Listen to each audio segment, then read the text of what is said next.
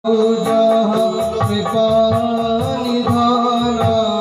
काम करो सारे संसार का, लेकिन मन तो गोविंद की तरफ रखो। बोलो राधे राधे। हाँ, एक पिताजी थे, उनके भी 4 ही संतान थे। तो बच्चे सब जगह लग गए सर्विस पर। तो सोचा कि पिताजी अब छोड़ दे, सब कुछ छोड़ दो।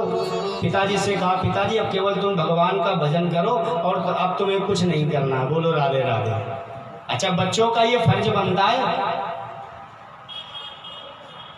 तो क्या कहा कि ऐसा है, आप हरि का भजन करो, हम सभी लोग बिल्कुल लगे हुए हैं, अब परेशान मत हो, तुम भगवान का भजन करो। लेकिन पिताजी उनके समझे में नहीं है। राम का नाम नहीं ले और दुनिया की व्यर्थ की बातों को लगे रहे। बड़े पुत्र ने कहा, ऐसा करो, इनको कहीं छोड़ करके आते हैं, कुछ ज्ञान तो हो जाए। तो क्या करना चाहिए? बोले कहाँ छोड़ा जाए? बोले ऐसा करो, पिताजी को शमशान घाट छोड़ करके आओ। बोलो राधे राधे। आप लोग ऐसा मत करिए। बोलो राधे राधे। शमशान घाट छोड़ करके आओ। तो क्या किया? चारों पुत्रों ने बैन मंगवाई, बैन में मंगवा करके पिताजी को बैठाला और बैठाल करके महाराज सीधा शमशान घाट छोड़ करके गए। क्यों शमशान घाट? क्योंकि शमशान घाट जो है वो ज्ञान की भूमि है। बच्चों ने समझा, यहाँ पर जब कोई मर जाता है तो यहाँ हर व्यक्ति आता है, और यहाँ पर जब व्यक्ति मुर्दा जलाया जाएगा तो लोग आने वाले जो होते हैं पीछे बड़ी ज्ञान की बातें करते हैं। सुनिए कभी बातें होती, जाते समय देखो लंबा चौड़ा ज्ञान। अरे साहब, संसार में कुछ नहीं था। अरे सुबह 4 बजे हमारी बात हुई, चाय पी रहे थे और अभी फोन आ गया, बोले खत्म हो गए, सब व्यर्थ है, सब मोह माया है, सब कुछ छोड़ दो, सब बेकार, सब व्यर्थ है। इतना अच्छा लंबा ज्ञान। तो यही बच्चों ने सोचा, लाओ पिताजी को वही छोड़ दे, ज्ञान हो जाएगा। क्यों? जलते हुए मुर्दे देखेंगे, बहते हुए मुर्दे देखेंगे तो शायद ज्ञान हो जाए, भगवान का भजन करें। बोलो राधे राधे। हाँ, जैसे इतना कहा, छोड़ करके आए, बच्चे घर पर आ गए, समय व्यतीत हुआ। ध्यान से सुनेंगे। बड़े पुत्र ने कहा, यार पिताजी 7 महीने हो गए कम से कम, चलो पिताजी को लेकर के शऊर आ गया होगा, ज्ञान हो गया होगा। अच्छा चलो। तो क्या हुआ? लेकर के महाराज बैन पहुंच गए शमशान घाट से, पिताजी को बैठाला बैन में और बैन में बैठाल करके वापस आ रहे हैं। ध्यान से सुने। और जैसे ही रास्ते में आए तो बड़े पुत्र ने पूछ दिया, पिताजी ये बताओ, 7 महीने रहे आप, जलते हुए मुर्दे देखे, बहते हुए मुर्दे देखे, किसी का पैर कटा, किसी का हाथ कटा, ऐसे से आपने मुर्दे देखे, ज्ञान हुआ आपको कि नहीं हुआ? इतनी लंबी बातें करी। तो पिता कहने लगे, बेटा एक बात बताऊं, हमें सहूर आओ हो या ना आओ हो, लेकिन एक बात बहुत अच्छी लगी हमें और बहुत अच्छा ज्ञान भी हुआ। बोले क्या? बोले मैं यहाँ देखता था, हजारों मिट्टियाँ यहाँ पर आती थी, हर व्यक्ति जो मर जाता था इसी घाट पर आता था। ध्यान से सुनेंगे। और उस चिता में जलते समय कहीं 20 किलो लकड़ी कम पड़ जाती थी, कभी 10 किलो लकड़ी कम पड़ जाती, कभी 50 किलो लकड़ी कम पड़ जाती। बेटा मैंने एक सीख लिया। बोले क्या? बोले ऐसा है, अगर अपनी यहाँ पर महाराज शमशान भूमि में अगर लकड़ी की दुकान होती तो बहुत अच्छी चलती। बोलो राधे। वो शमशान घाट पर भी दिमाग लगा रहा है। बोलो राधे राधे। हाँ, अरे संसार में कुछ भी नहीं है। जिन्हें तुम प्यार करते हो वही तुमको जलाएंगे, जला करके बहा करके घर वापस लौट आएंगे। महलों मकान तेरे एक एक बांट लेंगे। मरने के बाद तेरे कपड़े उतार ले। क्या है संसार में कुछ बचा? खूब हम लोग इत्र लगाते हैं, जब क्लिनिक से साबुन से खूब रगड़ रगड़ करके हम भी नहाते हैं ढंग से। सब कुछ छूट जाना है। पल पल में तो प्रलय है, कल की जाने कौन? सबको जाने। राजा परीक्षित निश्चिंत हो जाओ। अरे खटवांग ने तो 2 घड़ी में मुक्ति पाई थी, तुम्हारे लिए तो 7 दिन है, परेशान मत हो। सुनो, मरने वालों क्या करना चाहिए? बोले 4 बातों का स्मरण करना चाहिए। बोलो राधे राधे। और ये 4 बातें केवल परीक्षित जी के लिए ही नहीं है, समस्त जीवधारियों के लिए भी है। बड़ा ही सुंदर श्लोक लिख रहे हैं सुखदेव जी। जितासनो जित श्वासो जित संगो जितेन्द्रिया स्थूले भगवतो रूपे मनः संधारे धिया।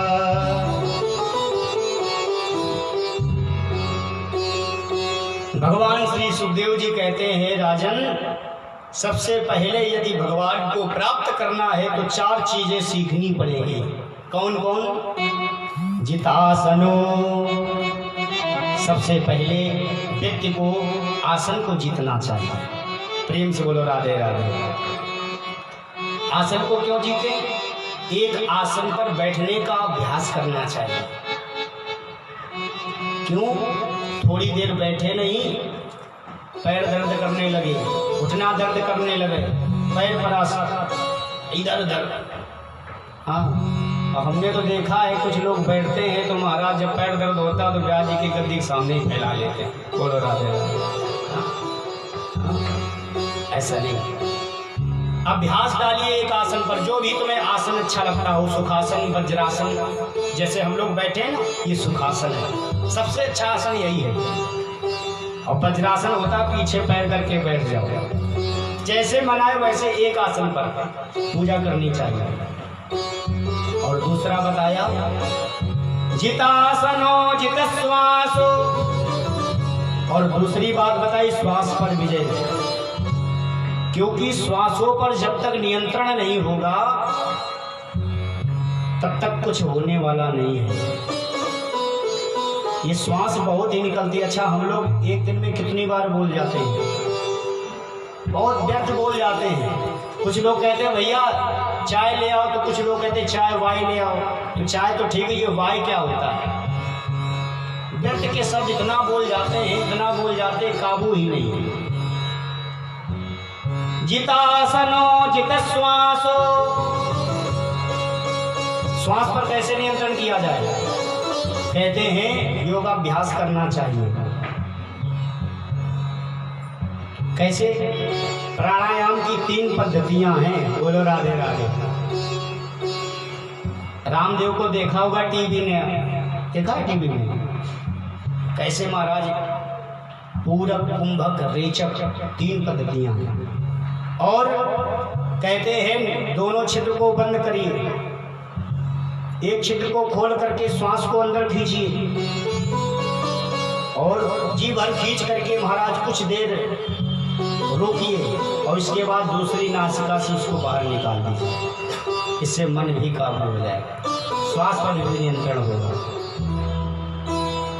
तो हे राजन, जितासनो जित श्वासो जित संगो जितेन्द्रिया। और महाराज संग को जीतो। संग कैसा जीतना? कहते हैं अच्छे लोगों का संग करना चाहिए। जो व्यसनी हो, जिनके पास में व्यसन हो, उसका संग नहीं करना चाहिए। एक बात बताऊं, संतों के साथ में अगर बैठेंगे तो कहते हैं संत का एक व्यसन होता है क्या, भगवान का सदैव चिंतन करना, वो व्यसन तुमको भी लग जाएगा। और यदि आप बीड़ी पीने वाले के साथ बैठोगे तो दूसरे दिन बीड़ी पीना सिखाई देगा। बोलो राधे राधे, ये कन्फर्म है, पक्का है। इसलिए संग अच्छा करो। और दूसरी बात बताई, जितेंद्रिया, जितेंद्रिय हो जाओ। ऐसा ना हो कि हमारी जो इंद्रियां चाहती हम वो करें, ना ना, जो हम चाहें इंद्रिय वो करें, ये होना चाहिए। और स्थूले भगवतो रूपे मनः संदारे धिया, स्थूल और सूक्ष्म रूप का सतत ध्यान करना चाहिए। और भगवान कहा को स्थूल रूप कौन है, बोले भगवान का विराट रूप है। भगवान के विराट रूप में कमर के नीचे 7 लोग हैं, ध्यान से सुनेंगे। अतल वितल सुतल तलातल रसातल महातल और पाताल। कितने लोग हैं नीचे? भगवान के विराट रूप से कमर से 7 लोग नीचे हैं और कमर के ऊपर 7 लोग हैं। भू भुआ स्वा महाजना सत, और नीचे के 7 लोग हैं। पाताल में तस्य ही पाद मूलम पठन्ति पाषणी प्रपदे रसातलम। गोस्वामी तुलसीदास जी ने महाराज एक ही चौपाई में सबको समेट लिया। प्रेम से बोलो राधे राधे। और क्या कहते हैं, पद पाताल शीस आज धाम, पद पाताल, पद पाताल शीस आज धाम,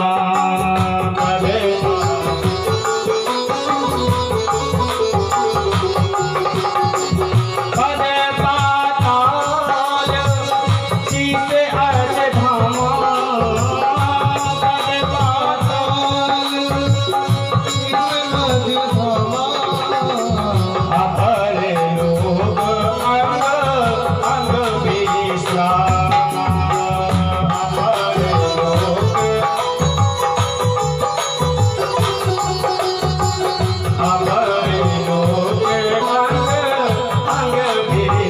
धाम,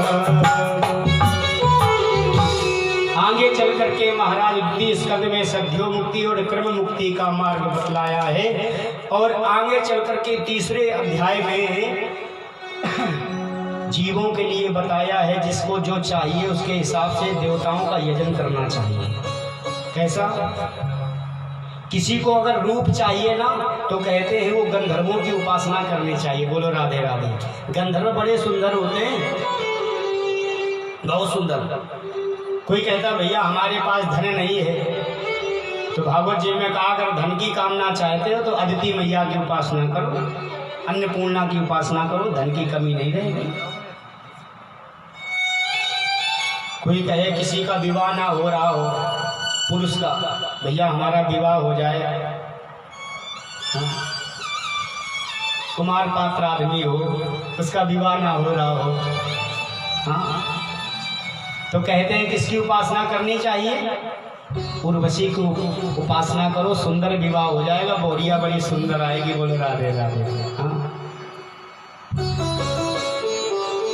कोई कहे भैया सुंदर विवाह तो हो गया है, लेकिन हमारे और आपके बीच में पत्नी में तू मैं बहुत होती है। बोलो राधे राधे। अच्छा, यहाँ ऐसे बहुत कम लोग होंगे जो लड़ाई होती हो, आपस में होती है?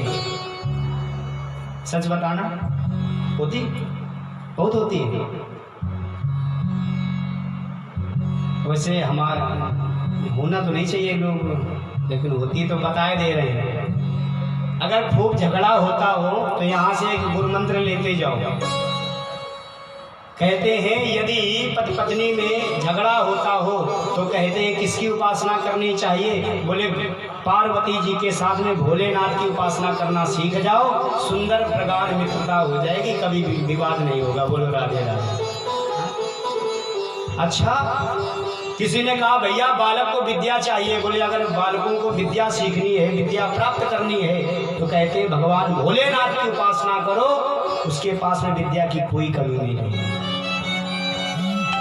एक बार भगवान भोलेनाथ ने डमरू बजाया, और जैसे ही डमरू बजाया ना, तो डमरू के ध्वनि से 14 सूत्र उत्पन्न हो गए, जिन 14 सूत्रों से व्याकरण की रचना हुई। बोलो राधे राधे।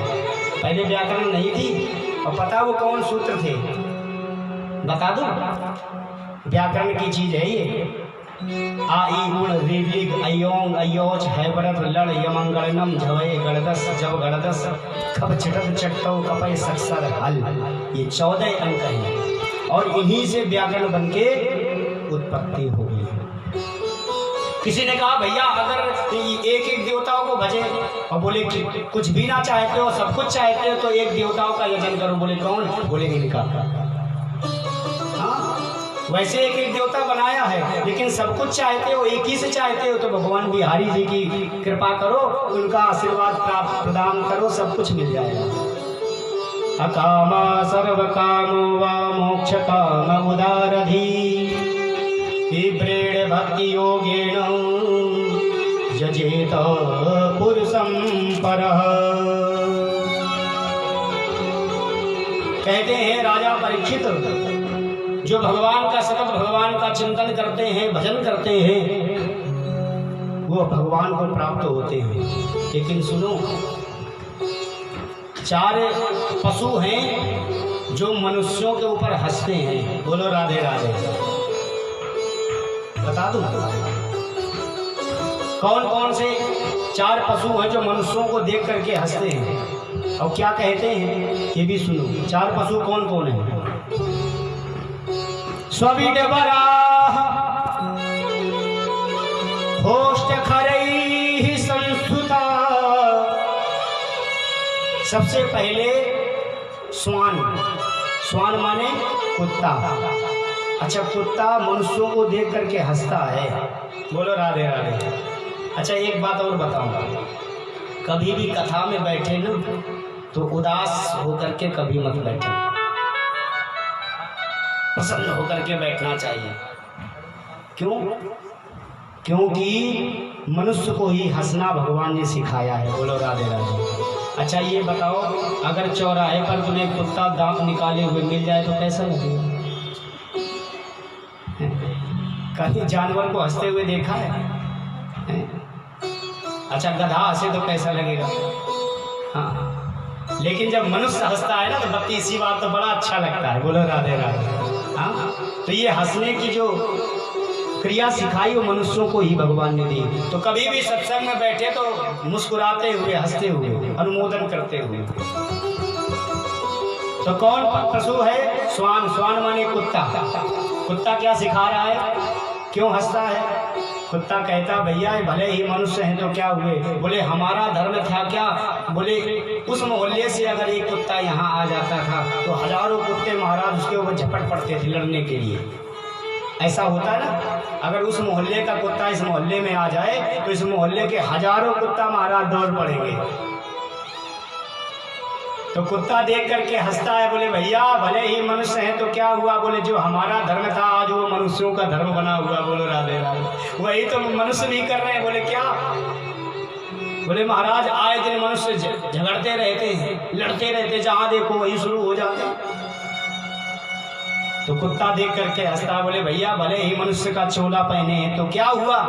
काम तो मेरा ही जैसा कर रहे। और दूसरा प्रशंसक है स्वीड वराह, और दूसरा प्रशंसक है स्वीड ग्राम सुगर, जिसको सुगर बोलते हैं। बोलो राधे राधे। अच्छा, सुगर देख करके बड़े अच्छे अच्छे, आप ये कभी सुनेंगे नहीं जो हम बात आपको सुना रहे हैं, लेकिन हम भागवत से कभी बाहर नहीं जाते हैं। बोलो राधे राधे। अच्छा, ये जरा विचार करने की बात है, सुअर क्यों हंसता है मनुष्य के ऊपर? सुअर देख करके हंसता इसलिए, बोले भैया हमारा सुअर का धर्म क्या है? विष्ठा खाना, गंदगी खाना। जहाँ एक बात और बताऊं, मनुष्य इतनी गंदगी करता है, अगर सूकर ना होते, सुअर ना होते तो सारी की सारी गंदगी आजकल हम लोग सहन ना कर पाते। बोलो राधे राधे।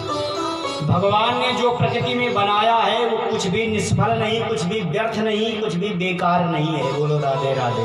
हाँ, कितनी गंदगी हम लोग करते हैं और उन सबको खाने का कार्य सुअर को दे दिया गया, उसका धर्म है। लेकिन सुअर देख करके हंसता, बोले धर्म तो मेरे लिए बनाया गया था, लेकिन आज मनुष्यों का जो मेरा धर्म था आज वो मनुष्यों ने छीन लिया। बोले क्या? बोले महाराज मनुष्य भी तो यही कर रहा है, गंदगी खा रहा है। प्रकृति ने कितनी सुंदर सुंदर सब्जियां उत्पन्न की, हरी हरी सब्जी खाइए, लेकिन नहीं, हम लोग क्या खाते हैं? हम लोग तो मांस मदिरा खाते हैं, जीवों की हत्या करने लगे। इतनी जीव हमारी आगे हो गई साहब। क्या काम कर रहे हैं? जानवरों जैसा काम मनुष्य कर रहा है, शर्म नहीं आती? एक बात बताऊं, जो मनुष्य मांस भक्षण करता है ना, वो कभी भी स्वस्थ नहीं रह सकता। प्रायः वो रोगी ही रहता है। बुढ़ापे पर उसकी दुर्गति इतनी भयानक होती है कि हम आपको क्या बताएं। जरा गौर करो, यदि कोई आपके बच्चे को थोड़ा सा अगर दुख देता है या हाथ काट दे या उंगली काट दे, कितनी पीड़ा होती है साहब। उस बेजुबान जानवर से पूछो क्या बीतती होगी जब काट करके खाते होंगे।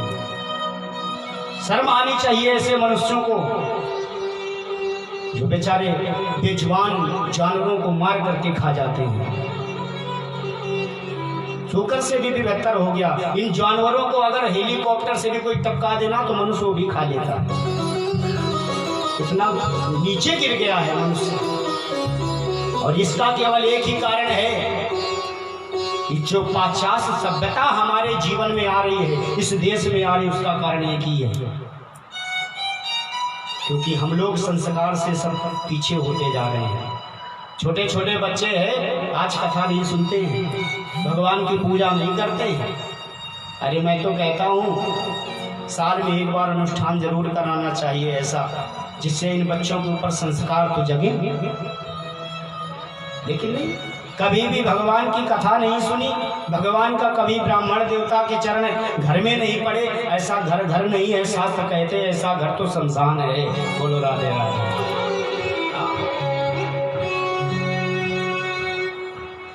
सविट बरा होस्ट घरई संसुता।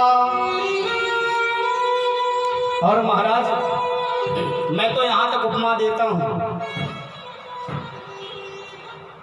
कि जहां पर शमशान घाट पर मुर्दे जलाए जाते हैं उसको कहते हैं शमशान घाट। क्या कहते हैं? जहां मुर्दे जलाए जाते हैं उसको क्या कहते हैं? शमशान घाट। अच्छा, जहां पर मुर्दे दफनाए जाते हैं उस स्थान का नाम क्या है? कब्रिस्तान। ऐसे तो है, जहां पर मुर्दे जलाए जाते हैं उसको स्मशान कहते हैं, और जहां पर मुर्दे दफनाए जाते हैं उसको कब्रिस्तान कहते हैं। तो जरा विचार करिए,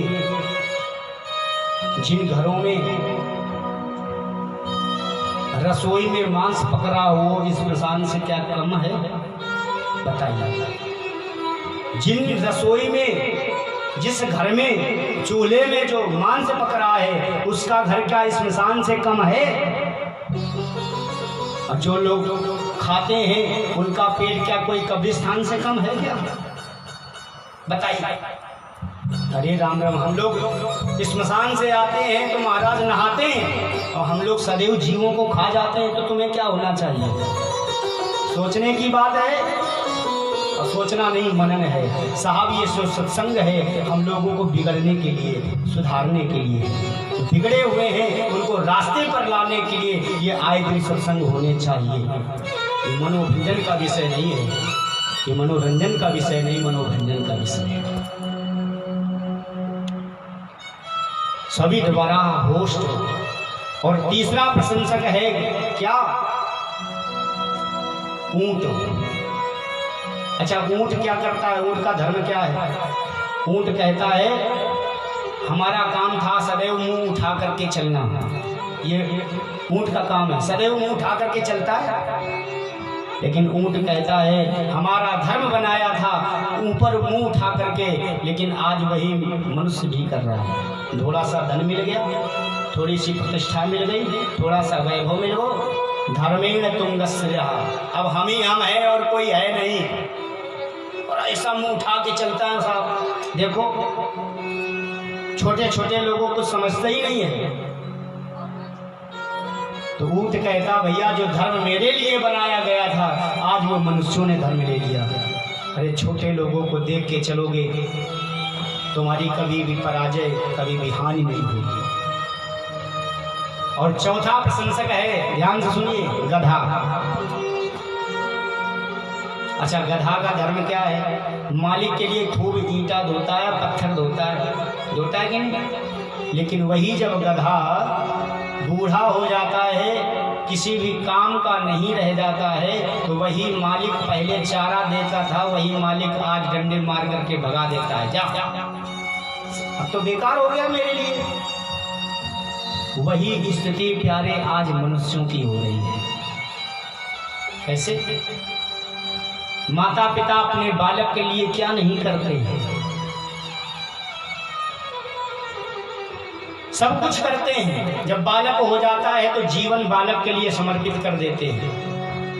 हर एक वस्त्र को ला करके महाराज माता पिता अपने बालक को खिलाते हैं। लेकिन वही जब मैया बूढ़ी हो जाती है, माता पिता बूढ़े हो जाते हैं, तो महाराज उनसे कुछ भी पूछा नहीं जाता है।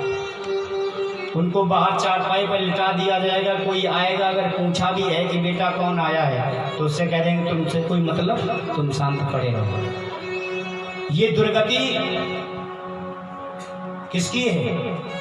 मनुष्यों की। गधा कहता भैया यही तो दुर्गति हमारी थी, वही दुर्गति मनुष्यों की हुई। सारे दिन पूरा जीवन महाराज परिवार के लिए भरण पोषण में निकाल लिया, अपने लिए कभी समय नहीं निकाला, कथा के लिए समय नहीं निकाला, गोविंद के लिए कभी समय नहीं, एक माला नहीं जपी, तो क्या होगा? यही होगा। ऐसा मत करो प्यारे। श्वास श्वास में हरि भजो,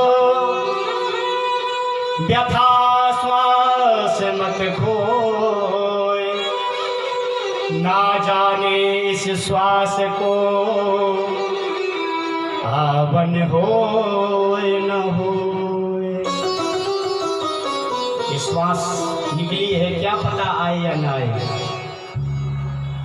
इसलिए महाराज गधा देख करके हंसता, बोले मेरा धर्म था, जो दुर्गति मेरी मालिक ने की वही दुर्गति आज माता पिता की होती है।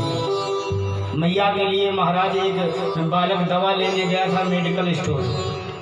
सुनो, जैसे ही दवा लेने के लिए गया उसी बीच में महाराज साली साहब का फोन आ गया। अरे भूल गए मेरा बर्थडे है? तो कहते हैं माँ की दवाई भूल गए, साली का जन्मदिन याद रहा। ये दुर्गति होती है प्यारे, कोई किसी का नहीं है। सब संसार असार है, सब व्यर्थ है, यही अमृत है। गोविंद का नाम जपो, जो भगवान का नाम जपता है वही स्वस्थ रहते हैं।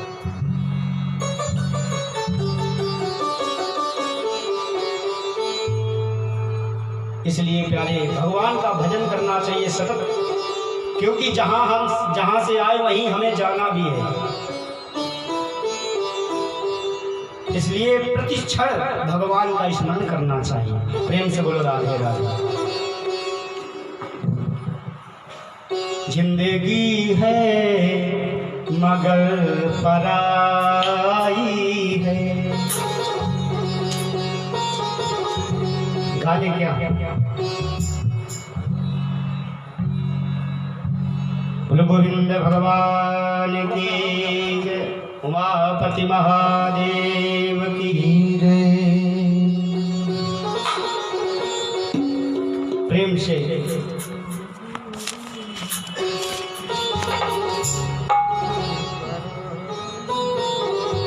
जिंदगी है मगर पराई है।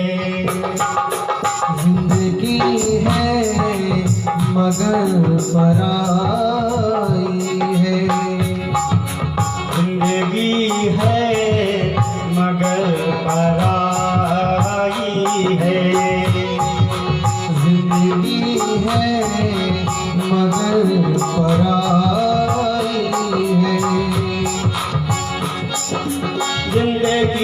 है मगर पराई है, जिंदगी है मगर पराई है, बाद मरने से नींद आई है, बाद मरने से नींद आई है, जिंदगी है मगर पराई है, जिंदगी है मगर पराई है।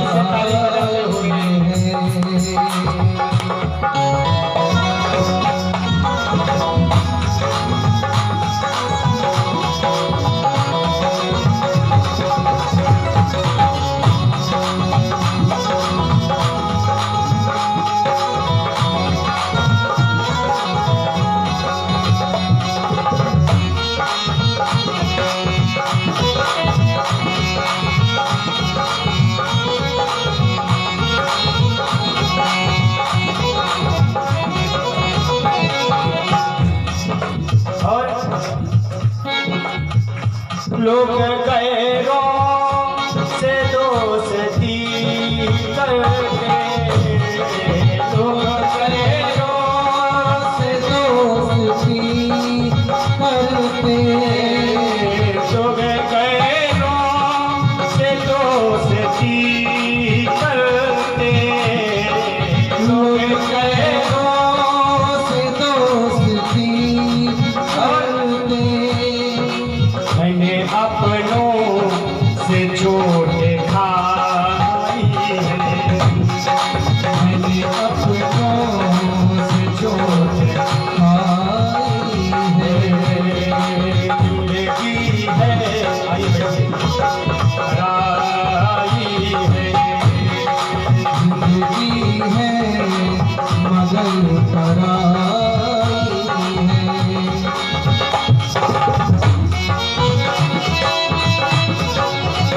प्रेम से ताली बजाते हैं। संसार आसार है, यही अमृत है।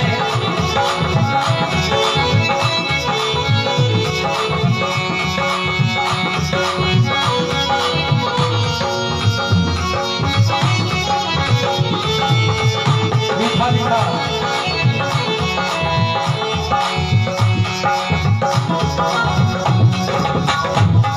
बाके बिहारी लाल की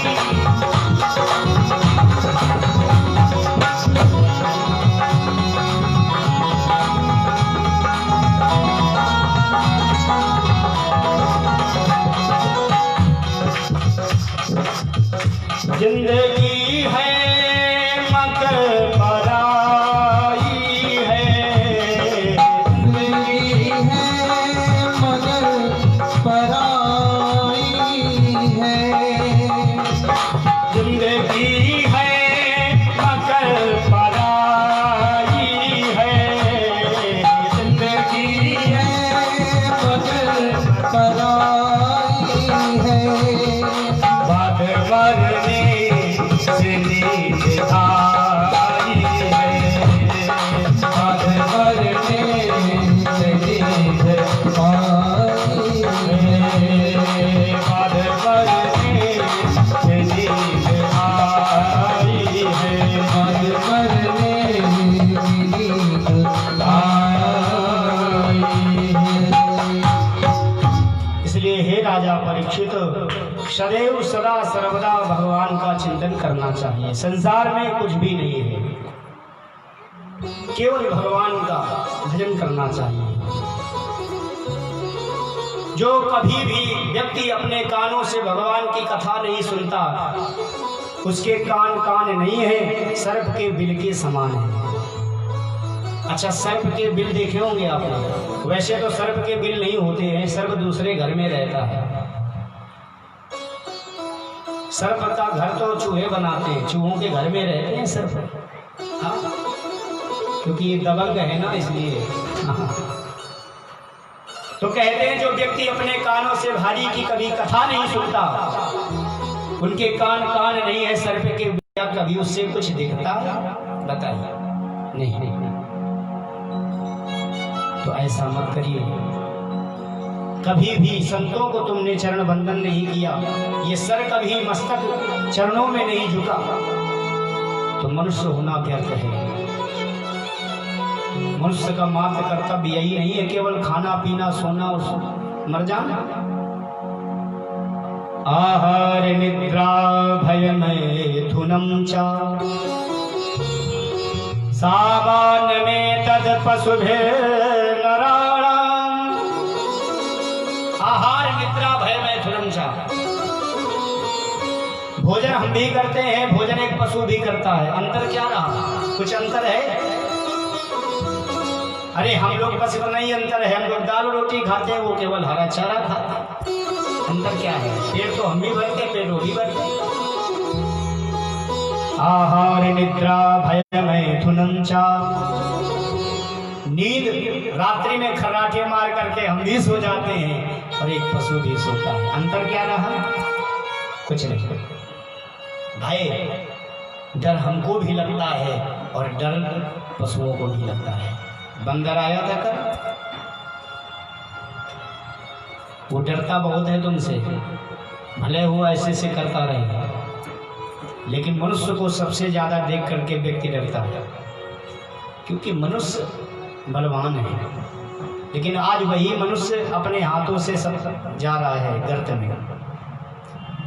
आहार निद्रा भय मैथुनम च, और चौथी बात बताई मैथुन। साहब बच्चे पैदा करना हम भी जानते हैं और बच्चे पैदा करना एक पशु भी जानता है। अंतर क्या है? कोई अंतर है? कोई अंतर नहीं रहा चारों, लेकिन एक है अंतर। बोले क्या? मनुष्य को विवेक दिया है, धर्म को जानता है, पशु धर्म को नहीं जानते हैं। प्रेम से बोलो राधे राधे। इतनी धीरे से काहे बोलते हो जी? जोर से बोलो राधे राधे। ऐसे बैठे हैं जैसे कुछ का भाव नहीं तो ज्यादा ही अच्छा है। बोलो राधे राधे।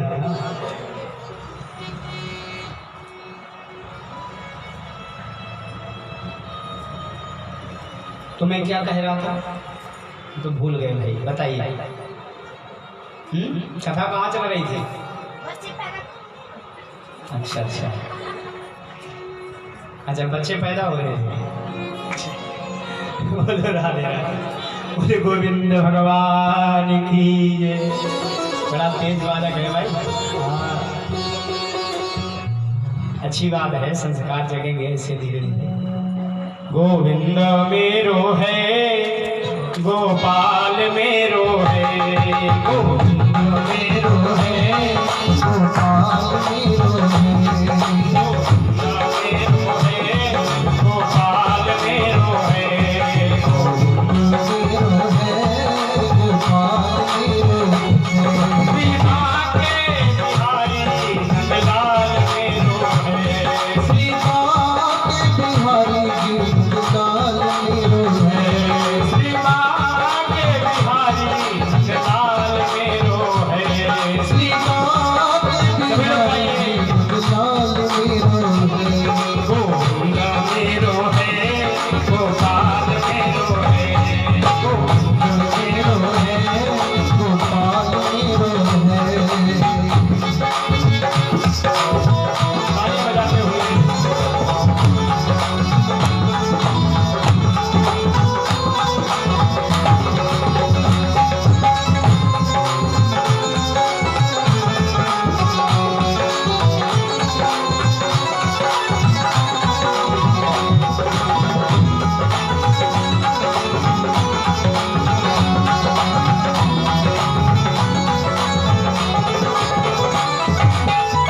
वो तो चीर चुरैया गोपाल मेरो है, वो तो चीर चुरैया गोपाल मेरो है, वो तो बंसी बजैया गोपाल मेरो है, वो तो बंसी बजैया गोपाल मेरो है, गोविंद मेरो है, गोपाल मेरो है, गोविंद मेरो है, गोपाल मेरो है, गोविंद मेरो है, गोपाल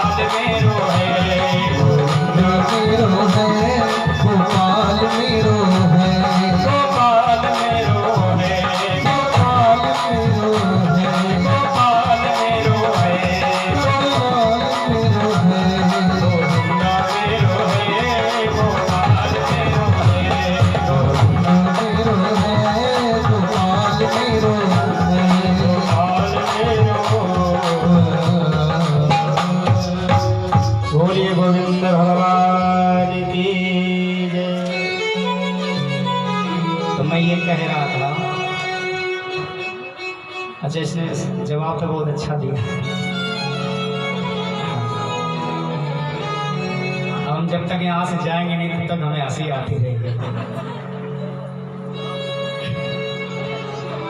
अच्छा, एक जगह कथा चल रही थी तो मैंने ऐसे ही पूछ दिया हमने कि भाई ये बताइए कथा कहाँ चल रही थी।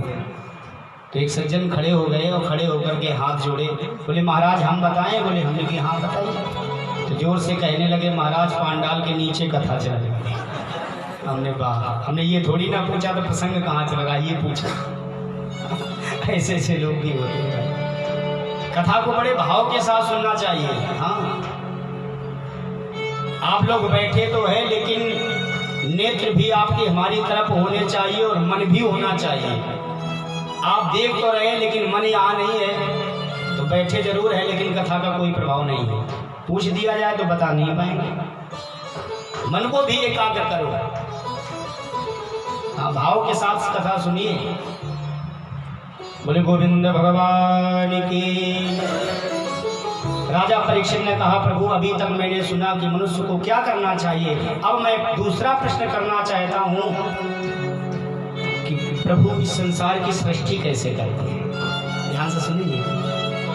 तब याद आया सुखदेव जी को, अरे इतना समय हो गया अभी तक हमने मंगलाचरण नहीं किया, ये योगी है। अच्छा, प्रश्न भी अच्छा किया था। बोले क्या? सबसे पहला प्रश्न किया था मरने वाले को क्या करना चाहिए, तो बताने लगे यो करना चाहिए। अब कहा सृष्टि, भगवान की सृष्टि कैसे की है, तो आप कहते हैं बिना भगवान की सृष्टि को बताने के लिए पहले मंगलाचरण करना पड़ेगा। नमः परस्मै पुरुषाय भूयसे सदुद्भवस्थान निरोध लीलया गृहीत शक्ति तृतयाय देहिनां अंतर्भवायानुपवक्वर्मणिः। कहते हैं भगवान का स्मरण, भगवान का चिंतन, भगवान की कथा कब तक संभव नहीं है जब तक भगवान की कृपा नहीं है। तब तक जब भगवान की कृपा हो जाएगी तभी कथा सुनने का अवसर मुझे प्राप्त होता है। कोई भी कितना बड़ा ज्ञानी हो जाए, मंत्रवेत्ता हो जाए, आज सुंदर मंगलाचरण किया, इसके बाद कहने लगे सुनो भगवान प्रभु श्री नारायण आज जल में शयन कर रहे थे। नारायण शब्द का अर्थ समझते? नारायण कहते किसको?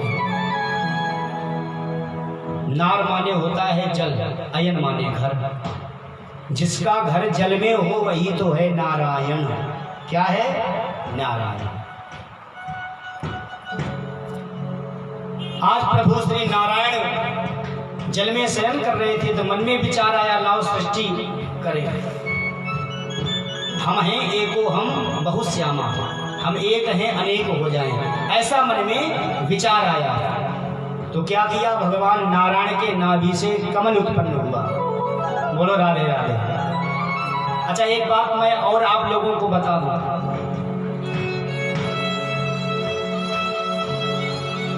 हमारे यहाँ पर अनेकानेक पुष्प हैं,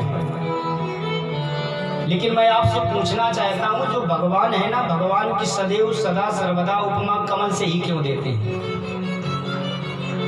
भाई गुलाब से भी दे सकते हैं, गेंदा से भी दे सकते थे, चमेली से भी दे सकते थे, लेकिन आप देखेंगे कमल से ही उपमा क्यों देते हैं? और गाते भी हैं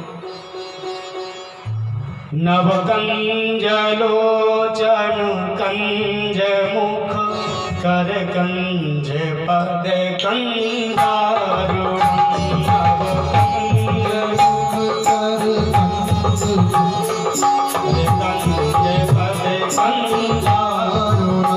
नव कंज मुख कर कंज पद कंदारुण। नव कंज लोचन कंज मुख कर कंज पद कंदारुण। तो आप देखे भगवान का मुख भी कमल है, नेत्र भी कमल है, हाथ भी कमल है, पैर भी कमल है। क्यों? क्योंकि कहते हैं ब्रह्मा की सारी सृष्टि बनाई हुई है। ये सृष्टि किसकी है? ब्रह्मा की। लेकिन प्यारे ब्रह्मा जी की सृष्टि में एक कमल नहीं आता। बोलो राधे राधे। अच्छा, ब्रह्मा जी कमल बनाए, उसकी उपमा भगवान की दे दे? नहीं, सारी सृष्टि ब्रह्मा जी ने बनाई है, लेकिन ब्रह्मा को भगवान नारायण ने बनाया है, और ब्रह्मा जी का खुद भी जन्म कमल के ऊपर हुआ है। बोलो राधे राधे। तो इसलिए कमल की उपमा भगवान से दी जाती है। प्रेम से बोलो राधे राधे, जोर से बोलो ना जरा। लोग आलस आने लगता है, थोड़ा करंट होना चाहिए।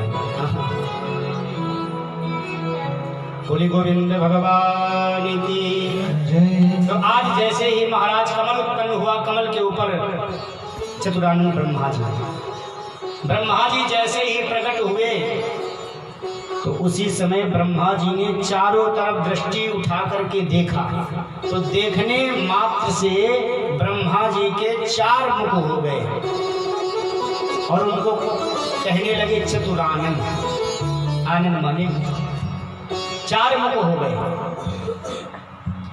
ब्रह्मा जी सोचने लगे, को हम, मैं कौन हूँ, कहाँ से आया? विचार किया, लाओ कुछ अता पता नहीं है, तो सोचा हम कमल के ऊपर हैं, लाओ खोज किया जाए। तो ब्रह्मा जी ने उस कमल की मृडाल, जिसको नाली नलकी भी बोलते थे, उस मृडाल को पकड़ करके महाराज उसको पकड़ करके नीचे गए, जल में उतरे, और हजारों वर्ष तक उसका उद्गम ढूंढते रहे।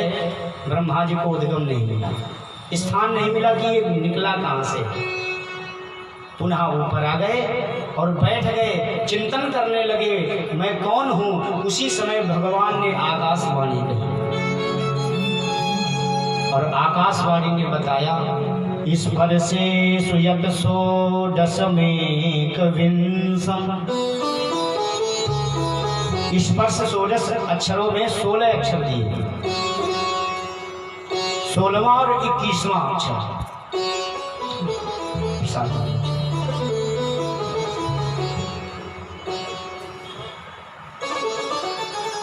बोले गोविंद भगवान की। धन्य हुए आप लोग आए, आचार्य जो आते रहे तो बहुत अच्छी बात है भाई, हम लोगों को भी कृतार्थ हो जाते हैं। बोले गोविंद भगवान की। आइए भजन हो जाएगा। हाँ,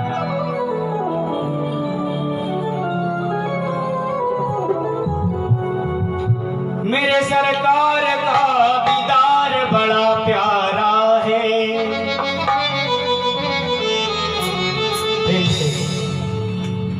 मेरे सरकार का दीदार बड़ा प्यारा है। कृष्ण मेरा प्यारा